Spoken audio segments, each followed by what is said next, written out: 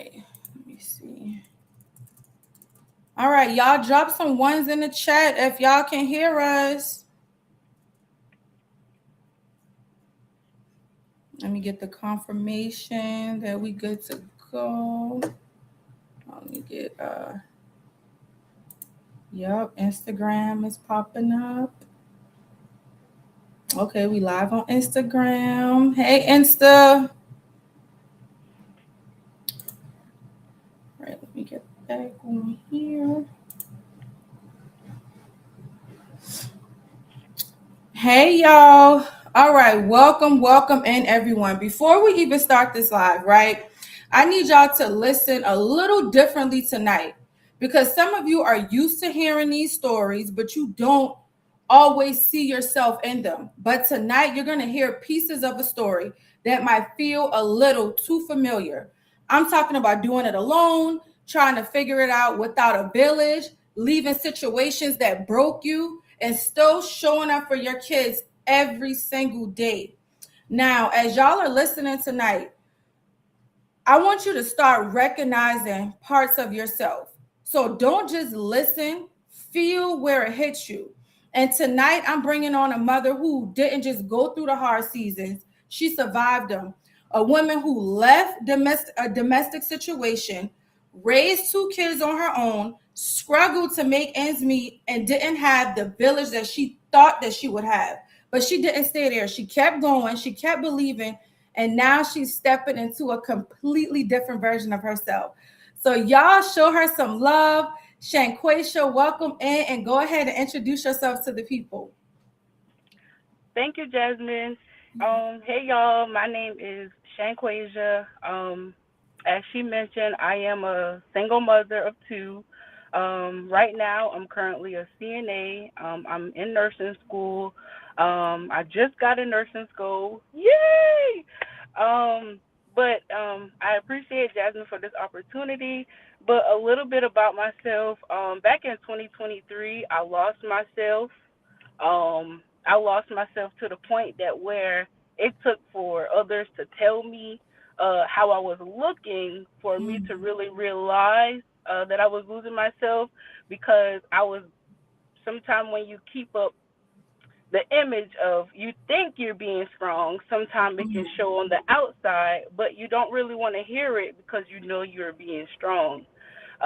So even though it was hurtful in the way that I was told how bad I was looking, even with me trying to push to do hair, even with me trying to find myself as in what I want to do in life, my purpose.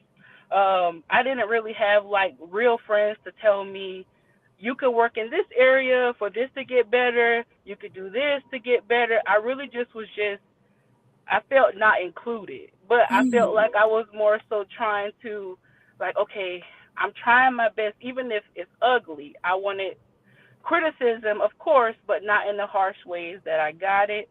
Um, but I took it. I took it with a strong arm, and I didn't let that stop me from prevailing. Also, I was in an abusive a relationship, not just physically, but emotionally from my kid's father. I tried to. I wanted to see the best in him, and I put myself last with doing so. Also, with on top of me already trying to be strong by myself before I had kids. So whenever I'm trying to push and pull the weight of him before we had children, and when we had children, I push and pull with my children and with him. It became to be hardship for the both of us because I know my position, but he didn't know his. He started using drugs real bad, and it was hard for me because I was being pointed at, victimized as, oh, I hope you ain't doing it either. You know, my family coming at me about what they're hearing, what is being said. But I still try to focus on being a family for the sake of a man. Um, so please don't do that because I had already was losing myself before I met this man, And sometimes you think because you are in the mood of survival, Mm. you think you need somebody to survive with you to your next destination. Mm-hmm. Their trauma But bond.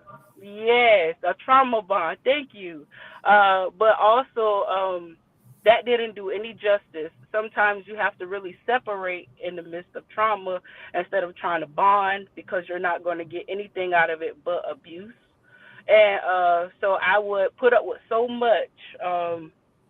Like I would be like, oh my God, I really don't want to be with him, but because I want us to make it out this together, even though we had two different situations, I was always trying to be there. Uh, Mm.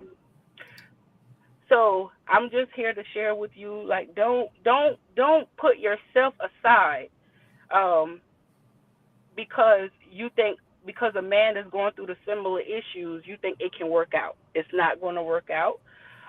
What things that I had to do was I had to set strict boundaries, because I had to look at myself in the mirror as the woman that I was. Like, oh my God, I look bad. Like, it's Mm. not just what people are saying. Like, okay, yes, I look bad. I know this, but what am I going to do to fix it? So I started immediately separating. I lived in Harlem. I moved from South Carolina. I was in Georgia. I moved from Georgia and went to South Carolina just to make things work with my kid's father. Mm. The drugs just got bad. You know, I'm trying to do hair. You got people coming to me to get their hair done, but they seeing him leaning to the side. You know, making me look Wow. bad. Let me ask you a question about that. That leads me to this. What did it take for you to finally leave that situation? What was the shift where you said, okay, this is because I'm listening to you? And for one, I want to commend you for leaving because a lot of women don't. So I want to commend you for that. Y'all drop some hearts in the comments for her strength on that. So what did it take for you to finally leave? You said, this is it. I'm out of here. Honestly, I'm gonna tell you the truth, and it took for me when I had my baby and my kid's father came over, and when he came back into the living room, he was so high that he was acting out and didn't even know he was acting out in front of a newborn. Mm. And so immediately I just had to take him back to where he lived. And I literally tried to live with my real dad to get away from just I was embarrassed with my family witnessing this stuff. Mm-hmm. I was embarrassed, Jasmine, with my Mm-hmm. friend what so called friends, looking at me like a person like to just gossip about, not really like praying for me. I didn't have nobody trying to pray for me or anything like that. It was Mm. just more of me looking bad, trying to do a trade, trying to braid hair, trying to make a little bit of change, a single mom, not working, not trying to depend on family either, because I got this man. So, I'm trying to push him to be somebody that he's not going to be. So, Mm. um, what made me left it was when I realized that, okay, this man ain't gonna change. Mm. This man ain't gonna change, but you can change You can because change. yes, you can change because you're not in the same situation as him mentally. Mm-hmm. So You have you a can sound change. mind. You Yes, have a sound mind. Mm. yes. So I went all the way to Harlem, New York. My family didn't know. Nobody didn't know anything. I tried to stay with my real dad, but he was helpful. He was helpful in the time of need. I must say that, and I thank him for allowing for me to come to stay with him for the little time that he did. But honestly, I needed to get me together. Mm. So I went to Harlem, New York, and I stayed there for 2 weeks. And honestly, that's when I decided to change my life over to God because it came to a point to where it's just me and my children, and we living in a shelter all the way in New York, away, far, far away from home. All I have to depend on is a prayer call and God. So at that time, all I could do was just cry and just ask God, to help me refine myself. Mm. That leads me to something else, Shanquisha, because I read where you said that you realized you didn't have the village that you thought you had. So, what did that feel like in that moment? And what would it have felt like if you had the village that you needed during that time? For some reason, you keep touching on that question. I felt like, man, I got my family here, and I'm good at this skill, like braiding hair. I like to do nails and different things like that.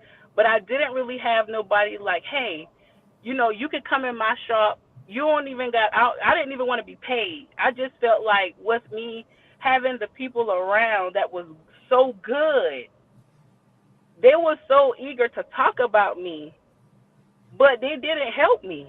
Mm-mm. Even if it was just me doing volunteer work, they did not do that. They just in the village as my family. I felt like they seeing my potential, but nobody helped invested in me. But I Mm. always was so eagerly and easy to be there for others. The people. Mm-hmm. Yes, Yep. Mm-hmm. And that's like for so many of us. We pour from an empty cup so often that it's familiar to us. So we just continue to do it over and over again. You mentioned something else when it comes down to your kids. You said that you had to take your kids with you to work, trying to make sure that they had clothes, they were able to celebrate their birthdays, daycare. So what did those days look like for you mentally? Because it's something when you're going through it, but now you're going to work and now you have your kids with you at the same time. What did that look like for you? tiring. It was tiring, but I had to get it done. I had to call my boss and ask, if they could keep if it's okay, if they could have a room available, so that the kids can sleep in, so that I could be able to come to work and work 12 hours, Mm, and they will be when by the time we will get there, you know, they allowed it as long as I allowed it. They allowed it. But it was me who had to say, I want better for me and my kids. I don't want somebody to just make an exception for me. mm. I'm gonna push, but I'm gonna push myself out of this. I hope y'all are getting that. I hope y'all are getting what she say. Shanquisha said she didn't want people to make an exception for her. That comes to the things that feels familiar. Mm. You said that you depended on faith and God to get you through that entire situation. So, what kept you believing, even when everything around you seemed like it wasn't working? Girl, it was so hard. Sometimes people come on social media and they make, God, and I'm not a perfect Christian, but sometimes you got to do more than depend on that word. Mm. Faith without works. You got to put in that work. And Mm-hmm. sometimes you can't just put in a little bit. You hear me? You got to really do your due diligence or whatever that word Mm-hmm. is. No, You got that's to do it. it. Meet him halfway. You got to do it because he'll meet you where you meet him at. Mm-hmm. Yes. And sometimes we'll use scripture and stuff like that. You know, not gonna lie to you. Even though I trusted in God, I believed in God. I was like, God, I don't see nothing. I'm Mm. praying. I didn't change my life. I didn't stop smoking weed. I didn't stop drinking. I'm participating in Bible studies. I'm here. I have did everything. Mm. I have gave my life to you. You know, but I wanted to give up. I wanted to give up. I didn't want to be here anymore because I felt like God, I've did everything that I needed to do, even with being a mother, and mentally feeling like I have neglected myself. Just for Mm, making a poor choice. And it doesn't have to be one. I mean, many poor choices. All it takes is one. mm. But I am for one because I read your story and I am just so proud of you. And in a part of your story, you mentioned that 2025, just last year, being the shift for you, going from lack to abundance. What changed for you mentally in that season? Because I saw it on you when you got on here. Remember, I said you are glowing. I told you that Uh when you huh. first got on. What changed mentally for you? Um. Honestly, I changed the way that I responded Mm, to life. I changed the way that I viewed others on the behalf of my life. I took accountability for my wrongs. Um, I made the decisions to do the things that I did. Nobody else. I did. So I had to look myself in the mirror and actually say, "Girl, you messed up." mm, And you was messing up, but you was comfortable with messing up. And all because you wanted to see something work out for someone else. But what do you want for you? When are you mm. going to stop putting you aside? When are you going to take some vitamins, drink your water, get some steps in, read, meditate for you? Not for nobody else. You always showing up for everybody else, but Everybody else. what you doing for you? That's the self work. She did the self work, y'all. Mm. Yes. And with that, right now, you did the self work. I always tell people when you are on your journey, you have to become the person that you want your better half to be seeking, right? So that brings me to the next thing. You know where I'm going. You said that you found a man, right? I'm going to say Mhm. that man found you. And he sees you differently than how you saw yourself. What Yes. did that teach you about your self worth? It showed me how much time I wasted not putting in myself. Mm-hmm. It showed me, girl, you was too busy focusing on trying to make something work when you should have been focusing on yourself. When Mm-hmm. you focus on yourself, better comes to you. When you pour into yourself, you don't be tired because you're doing everything that you need to do for yourself so that you can show up in the room, so that you can have positive energy, meet people that need to see you. You Mm-hmm. can't you can't do that you can't do that if you don't put in the work Right. and carrying extra baggage with you or Oh, trying to cover it up. mm. Drop that dead weight, y'all. I'm telling you. You gotta drop that damn Drop weight. that dead weight. You better talk to these people on here, girl. Drop that dead you weight. I'm can't telling carry you you. can't carry a full grown man with you. Even when Mm-mm. it come down to your kids, you gotta set boundaries. You gotta put Definitely. yourself first. I mean, your story is just amazing for one because just the strength to leave that situation and now you're on the other side. Now you have all of these great things that are happening for you. So for a mother that's watching this right now who feels like she's in one heck of a season right now, what do you want her to understand? What do you want her to take from your story? Because you had some moments that Could have we, knocked me all the way back. yeah, so get help another mother right now get her breakthrough just by listening to your story. I would tell her self love, self love. Don't worry about loneliness. Mm, Don't be so focused on oh man, I'm gonna be lonely. And what you're longing for. The things you long for will distract you. So you mm, got to be careful about what you long for.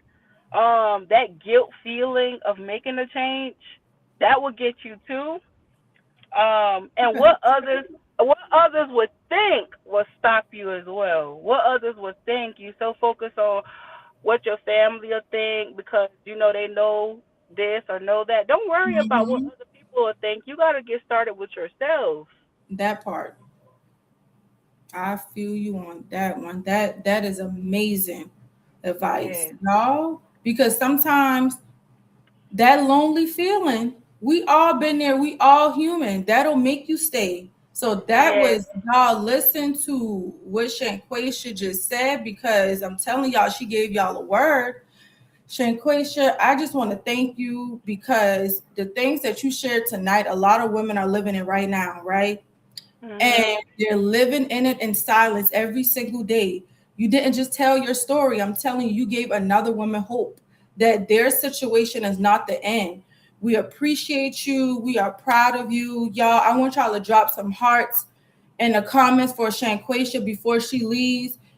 Please stay connected to the Mothers Yeah. It's Your Time movement. And thank you so much again for just showing up and just being transparent and vulnerable. Because, like I told the other mothers, it's not easy to get up here and tell your story in front of a bunch of people that don't know you. So, for that, I am so thankful and grateful that you chose my platform to share your story on. Thank you, Jasmine, for this Thank you. opportunity. For sure, for sure. Make sure that you stay in contact. Y'all drop those hearts before Shanquaisha leaves. I'll see you soon. Make sure you stay connected in the community. I will. I'm gonna join the group. I seen you got a group, so I'm gonna join it. Okay.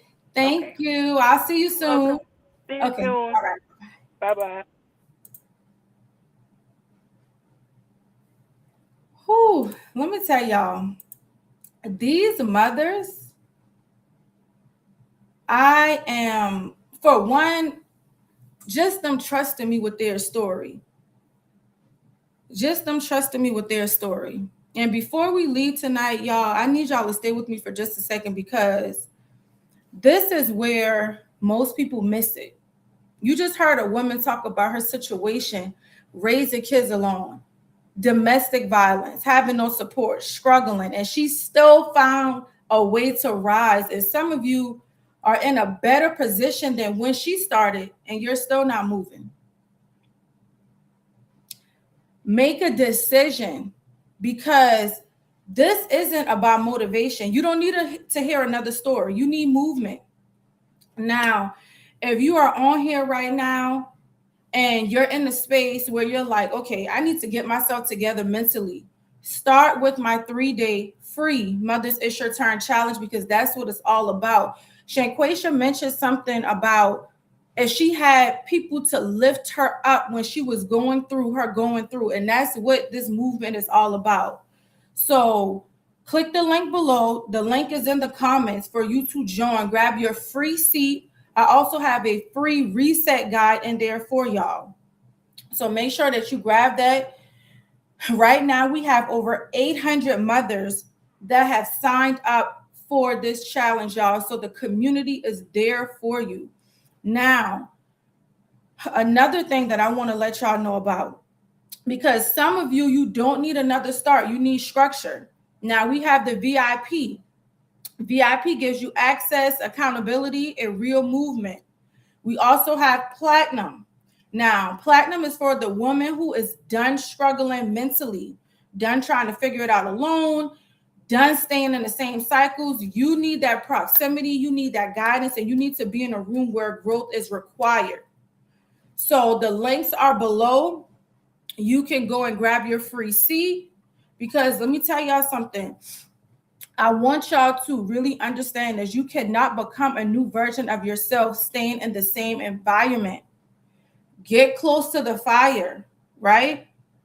Because if Shanquaisha can leave what she just told us on this live, rebuild her life, step into abundance, what is your excuse for staying in the same situation? So here's what I need y'all to do. Click the link below. Go ahead and get y'all free seat to my challenge. The VIP is available if you're ready to move, and platinum is available if you're done playing. And before we get off here, I don't want y'all to sit here and feel this. Drop it's my turn in the chat if you're ready to move different.